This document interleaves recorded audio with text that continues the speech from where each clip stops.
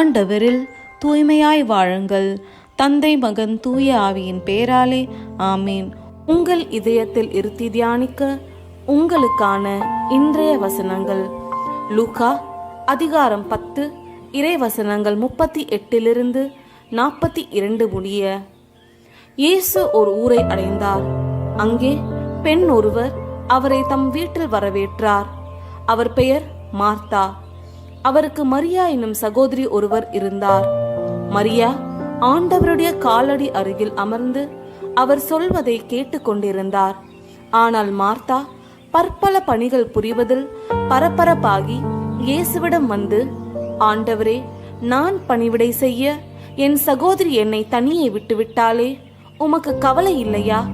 எனக்கு உதவி புரியும்படி அவளிடம் சொல்லும் என்றார்.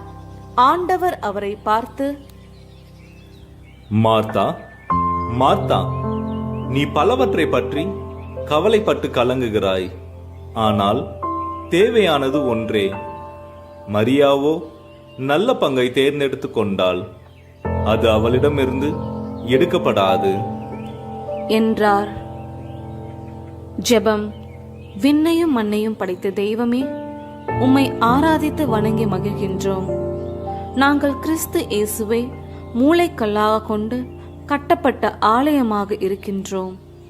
இனிய இயேசுவே, எங்கள் இதயத்தை தீமையான எண்ணங்கள் மாசுபடுத்தாமல் இருக்க, தீயவனுக்கு இடம் கொடுக்காமல் இருக்க கிருபை தாரும். உம் தூய ஆவியின் பிரசன்னம் எங்களை ஆட்கொள்வதாக. அன்று புனித தோமா உம்மை கண்டதால், நீரே என் ஆண்டவர், நீரே என் கடவுள் என்றார். ஆனால் நீர் கூறியது, காணாமலே என்னை நம்புவோர் பேறு பெற்றோர் என்று. நாங்கள் பேறு பெற்றவர்களாய் வாழ விரும்புகின்றோம். ஆனால் உம்மேல் எங்களுக்குள்ள விசுவாசத்தின் ஆழம் குறைவாக உள்ளது. எங்கள் இதயத்தை தொடும் ஆண்டவரே.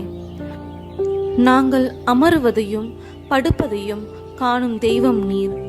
எங்கள் உதட்டின் அசைவை கூட உற்று நோக்குகின்றீர். உம் கண்களுக்கு மறைவானது எதுவும் எங்கள் வாழ்வில் இல்லை.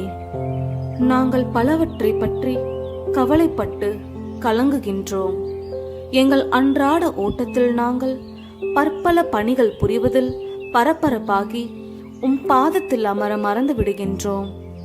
அப்பா, மரியாவை போல் உம் காலடியில் அமர, உம்மோடு பேச, நீர் எங்களோடு பேசுவதை உணர, உம்மை தேர்ந்தெடுத்து கொள்ள எங்களுக்கு வழிகாட்டும்.